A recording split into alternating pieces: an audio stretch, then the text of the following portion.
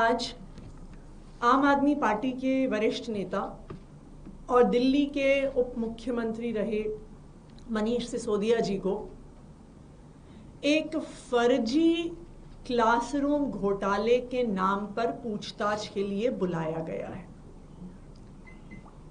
ये फर्जी झूठा आरोप जो क्लासरूम घोटाले का लगा है, ये भारतीय जनता पार्टी के झूठे केसेस की सीरीज में मात्र एक नया एपिसोड है।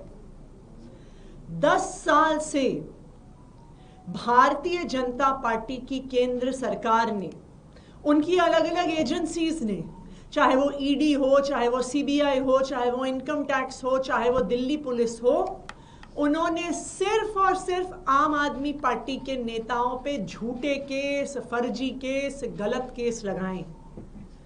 पिछले 10 साल में आम आदमी पार्टी के नेताओं पे 200 से ज्यादा केस भारतीय जनता पार्टी की एजेंसियों ने लगाए हैं। लेकिन 10 साल में ED, CBI, Delhi police, ACB, सबकी जांच, सबकी रेड, सारी फाइलें देखने के बाद भी आम आदमी पार्टी के एक भी नेता से 1 रुपए का भी भ्रष्टाचार का पैसा आज तक नहीं मिला है। आम आदमी पार्टी का कोई ऐसा नेता ही नहीं है जिसके घर सीबीआई की रेड ना हुई हो, ईडी की रेड ना हुई हो, जिनके लॉकर ना जांच किए हो, जिनके बैंक के खातों को ना खंगाला हो, जिनके गांव, जिनके पैतृक गांव, ऑफिस, हर जगह चले गए, लेकिन भ्रष्टाचार का 1 रुपया भी आम आदमी पार्टी के एक भी नेता के पास नहीं मिला। और ना ही किसी भी फर्जी केस में चवन्नी भर का भी कोई भी एविडेंस कोर्ट में बीजेपी की एजेंसीज प्रस्तुत कर पाई हैं। याद कीजिए, सुप्रीम कोर्ट ने अरविंद केजरीवाल जी को बेल देते समय केंद्र सरकार की एजेंसीज को कितना फटकारा था।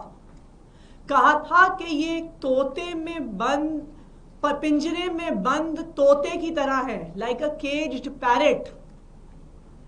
और उन्होंने, सुप्रीम कोर्ट ने केंद्रीय जांच एजेंसीज को कहा था कि आपको इंडिपेंडेंट होना पड़ेगा, आपको स्वतंत्र जांच करनी पड़ेगी, आपको राजनीतिक भेदभाव के आधार पर काम नहीं करना है। और आज फिर से वही कहानी शुरू हो गई है। क्या है कारण इस क्लासरूम घोटाले की जांच का? कारण सिर्फ एक है। 100 दिन में भारतीय जनता पार्टी की एक 4 इंजन की सरकार हर सब्जेक्ट में फेल है। भारतीय जनता पार्टी से सरकार चल नहीं रही। बिजली हो, पानी हो, प्राइवेट स्कूल की बढ़ती हुई फीस हो, शहर में बढ़ता हुआ क्राइम हो, वाटर लॉगिंग हो, आप किसी भी फ्रंट पर जाइए, भारतीय जनता पार्टी की सरकार बिल्कुल फेल है। पिछले 10 साल से दिल्ली में 24 घंटे बिजली आती थी, लेकिन जब से भारतीय जनता पार्टी की सरकार है, इतने पावर कट, दिल्ली का कोई इलाका नहीं होगा जिसने पिछले 3 महीने में लंबे लंबे पावर कट ना देखे हों।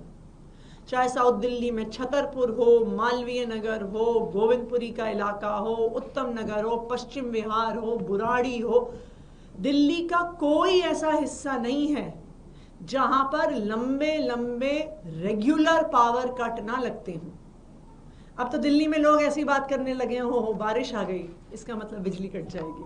अच्छा जी, आज गर्मी हो गई इसका मतलब आज बिजली कट जाएगी। ओह, आज आंधी आ गई इसका मतलब बिजली कट जाएगी। क्या हम 2025 में जी रहे हैं जहां पे भारत की राजधानी में बरसात आने पे बिजली नहीं दी जा सकती? ना सिर्फ पावर कट हो रहे हैं, बिजली के दाम बढ़ गए हैं। एनडीएमसी के इलाके में 50% से ज्यादा पीपीएसी चार्जेस बढ़ गए हैं और बढ़े हुए बिल आने शुरू हो गए हैं। तीसरा, पानी की त्राही त्राही मची हुई है। एक तरफ बारिश हो रही है, सड़कों पर पानी भर रहा है, लेकिन लोगों के घरों में नलकों से पानी नहीं आ रहा। दिल्ली जल बोर्ड के इंजीनियर अपने ऑफिसेज के गेट पे ताला लगा के बैठे हुए हैं, क्योंकि उनके ऑफिसेज के बाहर महिलाएं आके मटके फोड़ रही हैं। दक्षिणी दिल्ली में पिछले 3 दिन से पानी नहीं आ रहा। क्यों? क्योंकि भारतीय जनता पार्टी की सरकार फेल है। जहां पानी आ भी रहा है, पानी गंदा आ रहा है। एनजीटी के एक केस में एनजीटी ने दिल्ली जल बोर्ड से आ रहे पानी की जांच कराई और कहा कि उसमें जितने बैक्टीरिया हैं उससे दिल्ली में एपिडेमिक हो सकता है, उससे हर तरह की बीमारियां, उससे गैस्ट्रोइंटेस्टाइनल बीमारियां, उससे लिवर की बीमारियां, ये एनजीटी ने पाया। और बरसात के बाद वाटर लॉगिंग का तो क्या ही कहना।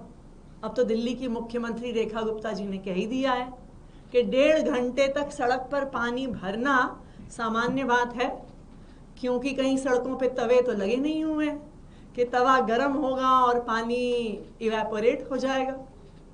तो ये सब क्या दिखाता है? ये दिखाता है कि भारतीय जनता पार्टी की सरकार हर पक्ष पर फेल है।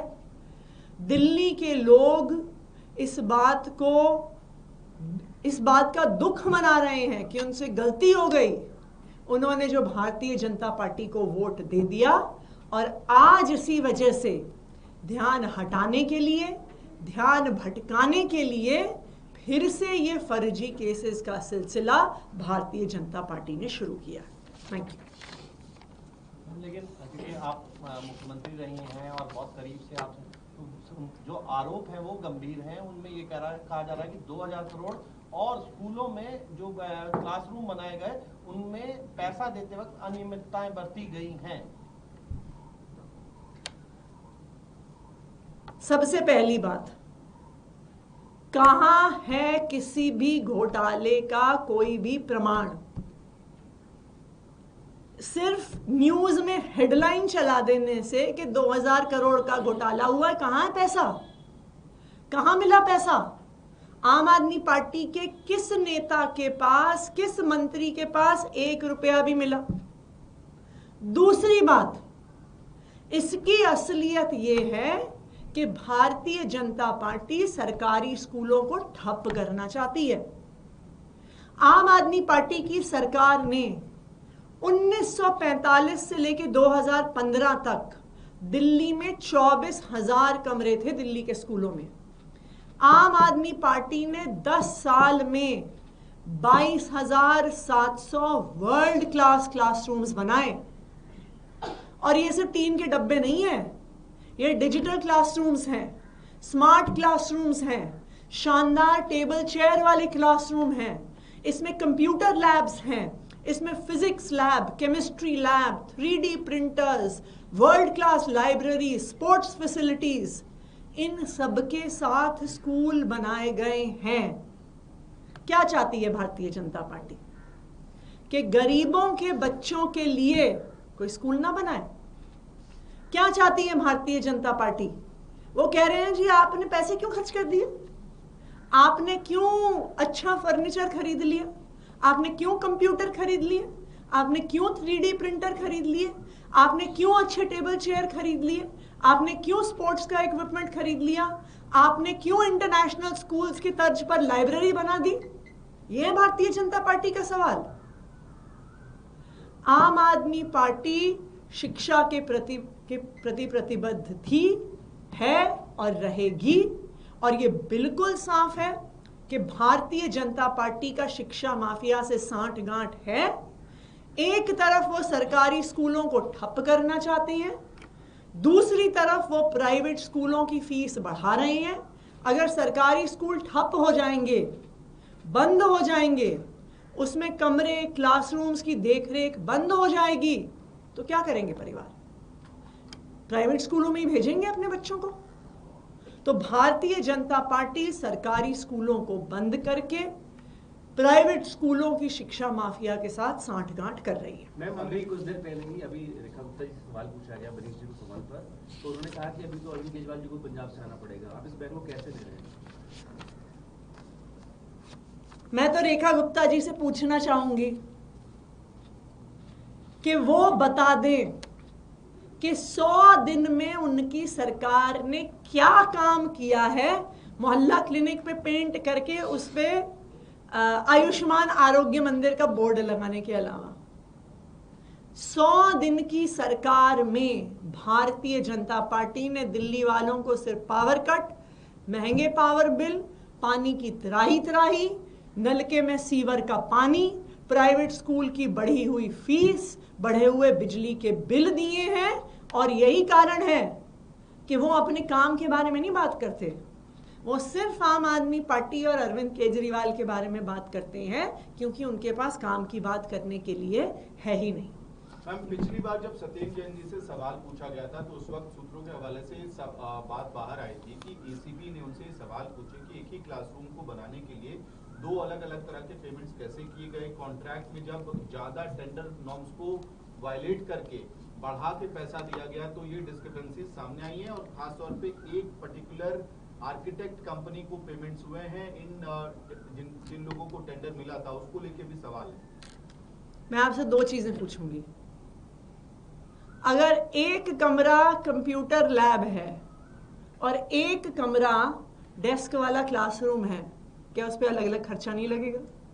ये तो स्वाभाविक बात है कि जिस उपयोग के लिए कमरा हो रहा है, अगर वो लैब है, उसमें 3D प्रिंटर्स हैं, कंप्यूटर्स हैं, और कोई एक क्लासरूम है जिसमें टेबल कुर्सी है, ये स्वाभाविक बात है कि उनका खर्चा अलग अलग आएगा। पहली बात। दूसरी बात, कहां है एसीबी और ईडी की जांच द्वारका एक्सप्रेसवे पे? द्वारका एक्सप्रेसवे 250 करोड़ रुपए प्रति किलोमीटर के खर्चे पे बना है। क्यों नहीं हो रही उस पे जांच? सोने का बना है क्या वो एक्सप्रेसवे? जितना पैसा कैबिनेट ने पास किया उससे कई गुना खर्चा हो गया। सीएजी की रिपोर्ट भी आ गई। फिर क्या होता है कि जिस ऑडिटर ने रिपोर्ट लिखी उसका सिक्किम ट्रांसफर हो जाता है। कहां है ईडी? कहां है सीबीआई? कहां है एंटी करप्शन ब्यूरो? तो ये बिल्कुल साफ है कि ये एक विच हंटिंग की एक्सरसाइज है। अगर एसीबी में हिम्मत है तो सूत्रों के हवाले से क्यों खबर दे रहे हैं? सामने आए, बताएं। भारतीय जनता पार्टी एक शिक्षा विरोधी पार्टी है। प्राइवेट स्कूलों के साथ उनकी सांठगांठ है। क्यों बढ़ रही है प्राइवेट स्कूलों की फीस?